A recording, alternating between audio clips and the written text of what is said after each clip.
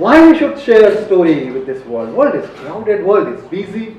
Why there is a scope of sharing stories with the world? Let me tell you 3 reasons why we should share stories with the world. And as a storyteller, let me use 3 stories to tell these 3 reasons. Story 1. My dad, he joined Indian Army around when he was just 18 years old. And the only reason he joined Indian Army because he could not cross even 3rd standard in his education because of poverty. But still, he served Indian Army almost for 20 years and fought 3 wars. But when he got retired, his heart was full of pride, but not the bank balance. And that time, the education priority was very high. So he decided to join a job. Now, if you have 3rd standard pass, Indian soldier, the best you can get in the industry is maybe the security guard, peon. Nothing better than that. So he decided to become a security guard. So from 7 a.m. in the morning till 2 p.m., he used to do that job. And life was okay. But after a few days, my brother, he entered in education, in graduation. Even I was growing up, and he said, this money is not enough for our education. So he decided to become a rickshaw driver. So from morning, he was doing that job, and the evening, he was driving a rickshaw. And I still remember around 3 p.m. he used to go, and he used to come back around 10:30, and every day my mom used to sit behind that window, that good old black rusted iron window, and she used to sit like this, waiting for my dad when he will come. No, if you're finding it romantic, absolutely not romantic. The only reason why she used to wait like this because the earning of that day used to decide whether we will have meat 3 times tomorrow or 2 times tomorrow. But they never compromised in education. Me and my brother, we completed our education. And if you have this kind of family background, the only expectation from the family is bring financial stability to this family. Nothing else. First, bring financial stability, and that is job. Job gives financial stability. You get salary every month. That is stability. And we didn't disappoint them. Me and my wife, we started our professional journey in 2001, and within 10 years we grew, and we have climbed the corporate ladder very effectively. Within 10 years we were doing very well. I was a senior marketing manager in some multinational company. She was a senior manager in some Indian company, and life was cool until this happened one night. It was Sunday night and we were watching TV, and as usual the remote was in my hand and she was saying next.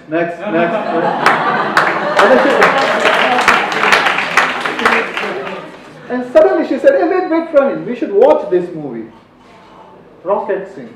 Have you seen that movie? Yes. Now those who have not seen this movie, it's a very simple movie where a common man can build business. And for the first time in my life, I was beaten by a bug called entrepreneurship. I looked at her and said, can we build business? And then we decided to quit our job and start business. Now, but if you have this kind of family background, the first thing we have to do is to convince parents. So I remember me and my wife going to my dad and mom, Dad, Mom, we want to start business. Silence. How do you reply to this kind of silence in life? Dad said, come on dear, you know from where we have come. You know how much effort we have taken you to reach where you have reached now. And the same story from my wife's side also. He said, neither you have financial background, neither you guys have done MBA. So no financial background, no educational background. No one in your generations did business before. Both of you. What if you fail, son? What if I fail?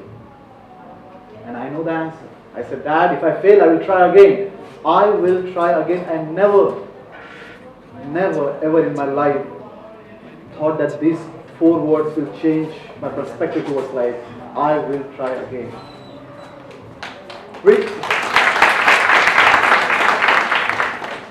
We started business. And within 1 year, we failed. Now what do you mean by failure, ladies and gentlemen? Failure doesn't mean just you lose your PF amount or your money. We started selling a small things like fridge, refrigerator, washing machine, even to manage the salary of those 3 to 4 people. Today I have more than 100 people. In those days, only 3 to 4 people in my company. It was difficult. One day my wife came to me and she said, Praveen, we have a very important meeting coming on. Will you go? I said, yes, of course I will go. But I said, I have a problem. She said, what problem, Praveen? I said, I don't have even 20 rupees in my pocket to buy the ticket of local train. So I went home. I reached home, I opened the door, I saw my son sitting there, 6 years old, playing with some plastic toys. I started searching for the 20 rupees in the hall first. I didn't get it. Then I entered in kitchen. I started searching for the 20 rupees in kitchen first. I didn't get it. Then I entered in bedroom. And today also, if you come to my home and enter the bedroom, you will see the small round piggy bank of my 6-year-old son. That day, without making any noise, I slightly closed the door of that bedroom from inside. And I robbed this piggy bank for that 20 rupees. When I was going back from the main door, my son said, Dad, for a moment I thought he caught me red-handed. But that day when I was walking on the road, that was the heaviest walk I've ever taken in my life because of the weight of those coins in my pocket.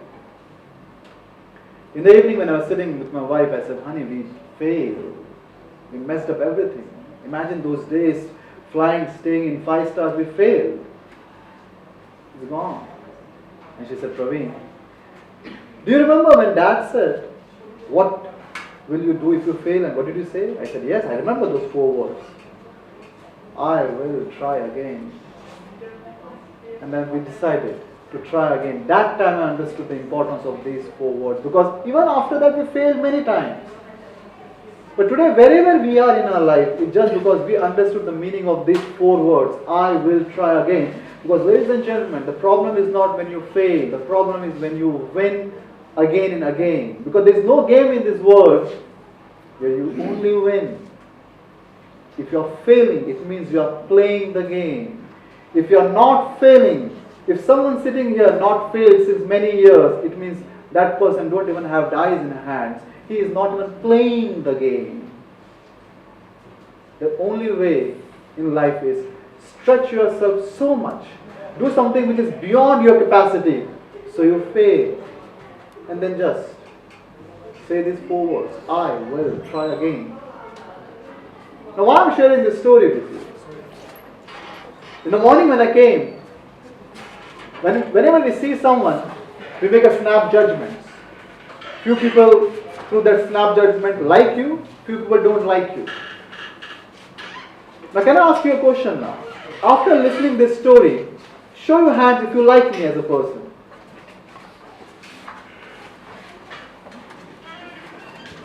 This is the number 1 reason why you should share your story. Because when you share your story, stories can change the way world look towards you.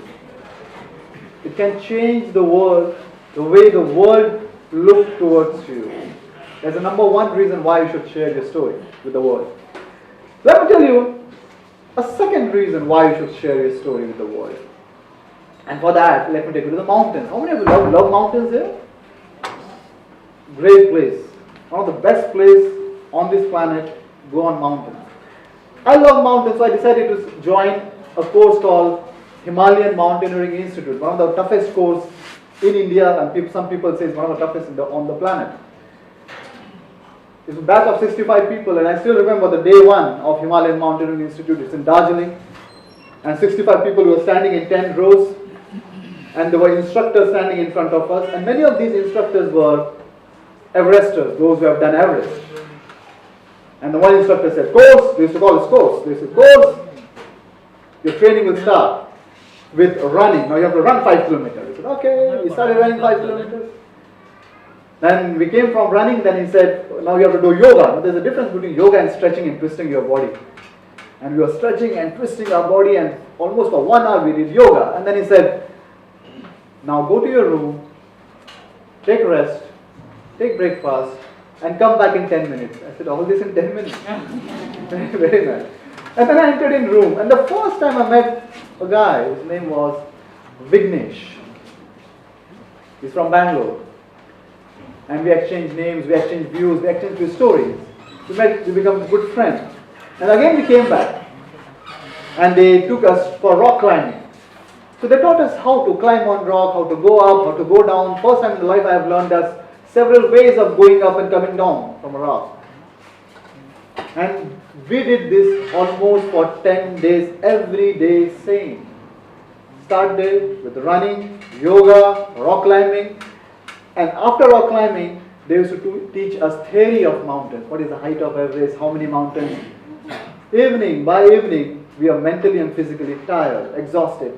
Almost 10 days, same thing, not even a comma change. And after 10 days, I still remember on 11th day, we were standing in the course early in the morning, and the instructor said, "Course, your training will start from tomorrow." What are we doing last 10 days? He said, "Tomorrow we will start a trek, which is Asia's third toughest trek. We will go to Sikkim Himalaya, Chaurikan. We will travel for 3 days, continuously walk, almost incline. And wait a minute, you have to do this with 25 kg weight on your back. Any questions?" Few people raise hand. So can we go home? This is how we used to walk on the mountains.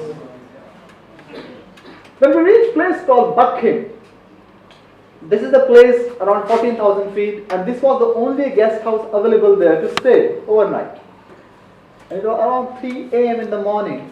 We were all sleeping. We were so tired, we just pushed ourselves in the sleeping bag, closed the chain, and we were all sleeping. And suddenly, around 3 a.m. in the morning, the whole guest house started shaking. And one guy stood. He said, "Run, run, run, run. There's an earthquake, run." And Vignesh was just sleeping beside me. He opened the chain and he said, "Even if I die today, I'm not going to get up." I'm so tired. And then we slept. In the morning we came to know why there is a big hole in this guest house. And then we reached Chaurikan. And the first time we reached there, I saw heaven. I don't know whether you can see stars from there or not on the screen. But I remember when first time I see the star from there, I said, "Wow." If you see a star fall from this level, from ground sea level, you see a star fall like this. But from this level, you see like this. It actually falls in front of you. I was so happy, pleasantly surprised that, wow, this is the place where we are going to spend 10 days. But in the morning, I saw something else. I saw mountains with eyes, and they were looking golden because of sun rays. I said, wow. But before I get more excited, instructor came. Can you see the instructor? He came and I said, "Course, take your bag. We will go to glacier. We will spend 10 days. We will train you how to walk on glacier." And then we started the walk and we reached glacier. We started training ourselves on glacier every day, same schedule. And for 10 days, the schedule was same. Getting up in the morning, taking that bag, going on the glacier. On 20th day of the training, we were standing and the instructor said, "Congratulations, course. Your glacier training is over. We will go back to now Darjeeling again. But this time, instead of this trek in 3 days, we have to do this trek in 2 days." We were okay for it. Now, by this time, we were mentally and physically, we were a little strong. And me and Vignesh, we became very good friends at that place. And it says that friends in mountains, friends for forever in your life. And me and Vignesh, together we were walking, we were sharing stories. And we reached Darjeeling, the hostel. And we threw the bag. I sat down on the bed, he sat down on the bed, and I removed my shoes and he removed his shoes. And when he was removing his shoes, I said, "Hey, wait. There's something wrong with your foot. It's completely swollen." And when he was removing the shoes, he said, "Yes, when I'm removing my shoes now, it's paining a lot." And I could see tears in his eyes. He said, "Hey, wait. Don't even think to do anything else now in this course. Otherwise, you will lose your foot." He said, "Yes, it's paining a lot now. It's unbearable." Now, next day in the morning, we have to go for the course. Now this is how you used to stand. You can see how everyone is stand. Now there's one thumb rule in HMI. You have to go for morning assembly if you're alive. If you're dead, absolutely okay. If you're alive, you have to go there, no matter in the situation you are. So even Vignesh was there. And the instructor said, congratulations, your training is over and we have decided your grades. In HMI, we always want A grade because if you get A grade, you become eligible for advanced and then Everest. And we were happy that grades are decided. Wow.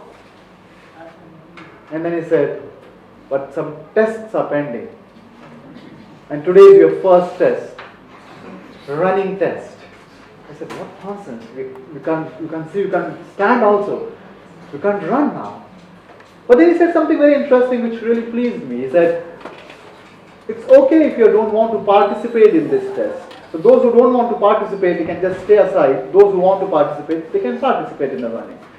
And I was feeling happy for Vignesh, that Vignesh can just relax here because he was not in condition to run. And then I participated, I came down, I finished my run and I was sitting down, just regaining my breath, looking at other people coming towards the finishing line. And then I saw Vignesh. He was not at all running, but he was running, limping like this and coming towards the finishing line. I said, hey, Vignesh, what's wrong with you? Are you crazy? I allowed him to cross the line. I allowed him to sit down. I gave him water. I allowed him to take his breath under control and asked him, why? Why you ran today? He said, Praveen, I will not get this opportunity again. I said, what nonsense. What opportunity you're talking about? You can run 5 kilometers any day. Maybe after a few days you can run 5 kilometers. Once you're back to your Bangalore, you can run 5 kilometers there. What's opportunity you're talking about? Praveen, this is not the opportunity I'm talking about, Praveen, he said. And I said, what opportunity? He said, opportunity where your heart, your body, your soul, maybe your friends, your colleagues, your instructors, or world say that you can't do it, and then you say to yourself, no, I will.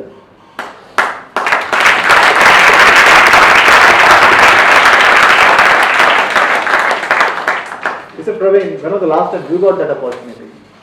I said, no. He said, I got this opportunity, I grabbed it.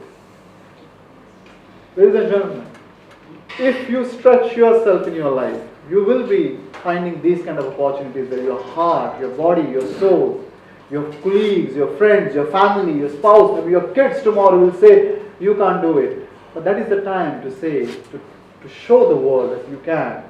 Now the second reason why you should share stories is this. Because when I started sharing this story with the world, it has changed the way I look towards the world now. When I see someone struggling in life, I say, wow, congratulations. Struggle more. You are fortunate that you have got this opportunity to struggle. Prove yourself. So number one reason, it can change the way world look towards you. Number two reason, it can change the way you look towards the world. The third reason why you should share stories with the world, because whenever you are sharing the story on the stage, you never know, there is someone sitting in the crowd who wanted that story more than oxygen. Share your story only for that one person. Thank you.